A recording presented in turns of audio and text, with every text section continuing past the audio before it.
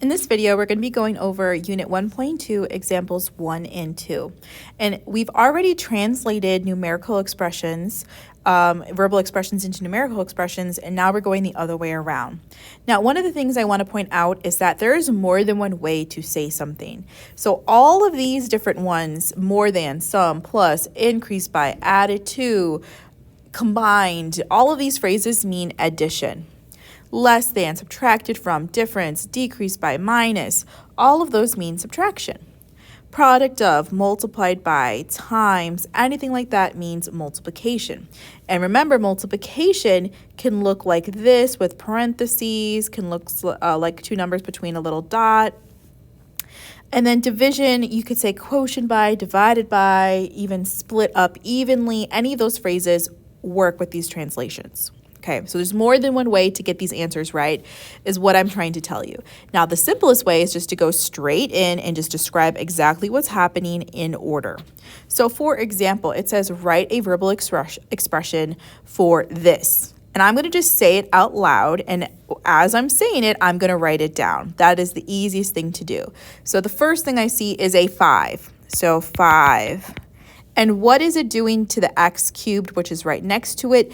It's multiplying. Remember, if you don't see an operation sign between 5 or between a number and a variable, that indicates multiplication. So 5 times. And what is it timesing? It's timesing this x, and we know that word is cubed. And then what's finally happening, we are, there's a plus sign, so I could say plus, and what is it plussing? 2. But I could have said, instead of 5 times, I could have said multiplied, right? That works.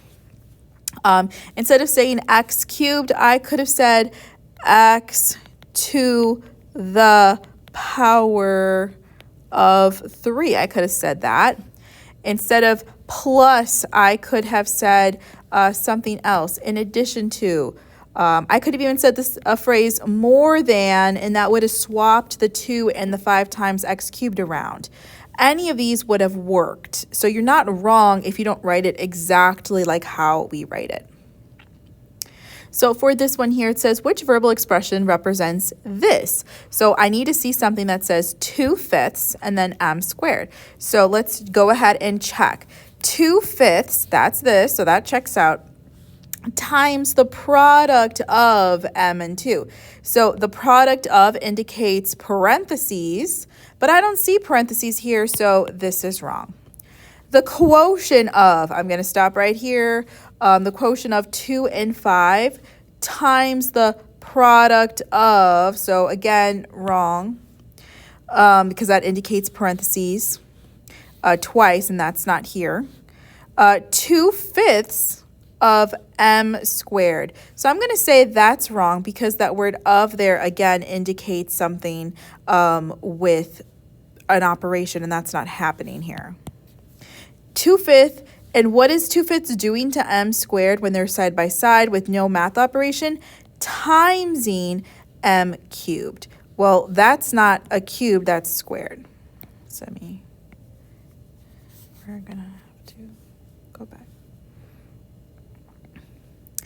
So now we're between C and D. So it says 2/5 of m squared, and then the other one says 2/5 times m cubed. Well, that is a square there, not a cubed. So this is wrong, therefore C is correct.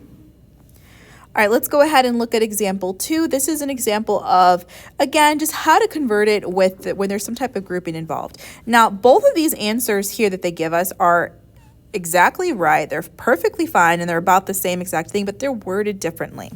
So this first one here says a to the 4th power plus the quotient of 6 times b and 7. And then the other one says a to the 4th power plus 6 times b divided by 7. Both of those are perfectly fine answers.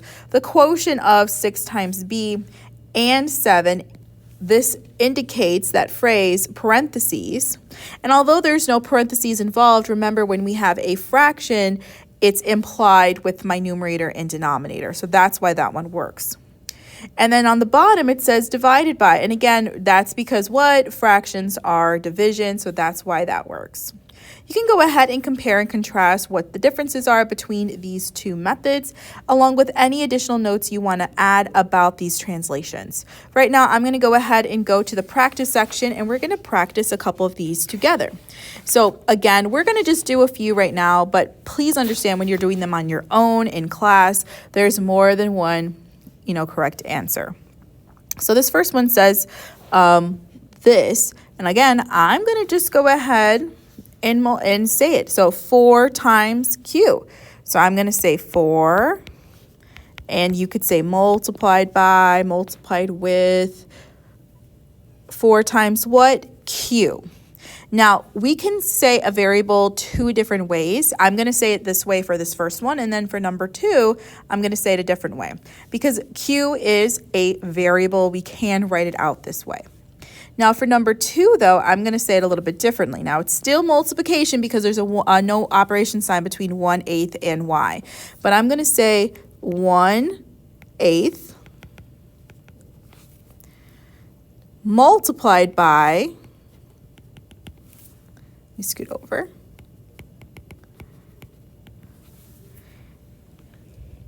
a number y. In this phrase, a number and then the variable, you don't have to put quotes on it, but I just wanted to point that out. That means just simply the variable. So this is a really wordy. I personally wouldn't write it like this. I would have probably just written it like this.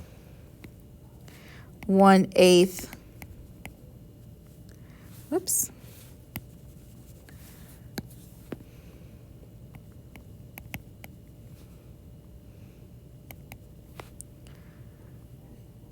Times y.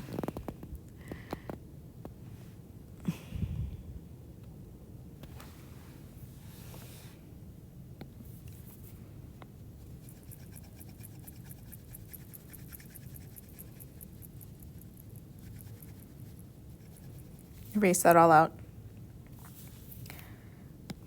So in this other one, let's go ahead and take a look at it. I'm going to write it one particular way, and it's a little bit wordier than what I would do, but just to show you what this looks like, I would say simply 1/8 multiplied by, and this is a little phrase here, a number y. In that phrase, a number, I don't know what the number is, but we're going to call it y. You don't have to put it in quotes, but I wanted to highlight it that you can see it look like this, but that just means y. I personally wouldn't have written it this way, but that's just an option. I would have just said 1/8 times y. All right, number 3 right here, 15 plus r. Well, I'm going to just put that, 15 plus r. Instead of plus, you could put the sum of. You could have said more than, but if you said more than, you would have said r more than 15. Okay, so you could have said it that way. You could have also had it written out with just the numbers. You don't have to write out the verbal part of, or how you spell it, 15. All right, and then again, this one, I could say W minus 24. I could say 24 less than W. I could say something like W subtract 24. There's more than one ways to do it. So we're going to go ahead and practice this more in class together.